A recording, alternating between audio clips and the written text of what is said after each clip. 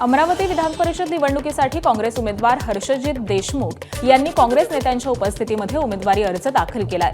विधान परिषद निवडणुकीमध्ये आमचा विजय पक्का असा विश्वास हर्षजित देशमुख यांनी व्यक्त केला।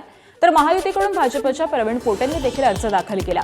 दरम्यान महायुतीमध्ये बंड करत शिवसेनेचे नेते आणि अकोल्याचे माजी आमदार गोपीकिशन बाजोरिया यांचा मुलगा विप्लव बाजोरिया यांनी अपक्ष उमेदवारी अर्ज दाखल केलाय।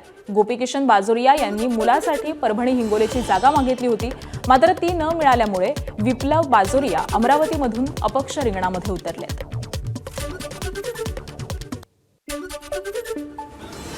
सर, आकडेवारी आमची महाविकास आघाडीची पण मोठ्या संख्येने आहे आणि दोन्ही पक्षांच्या आकडेवारीच्या व्यतिरिक्त काही अपक्ष आणि बरेचसे जे या दोन्ही पक्षांशी निगडीत नाही आहे असे बरेचसे नगरसेवक आहे। तर या सगळ्यांच्या ज्या काही आमच्या विनंतीवरून सगळे आम्हाला सहकार्य करतील अशी आमची अपेक्षा आहे। एबीपी माझा, उघडा डोळे बघा नीट।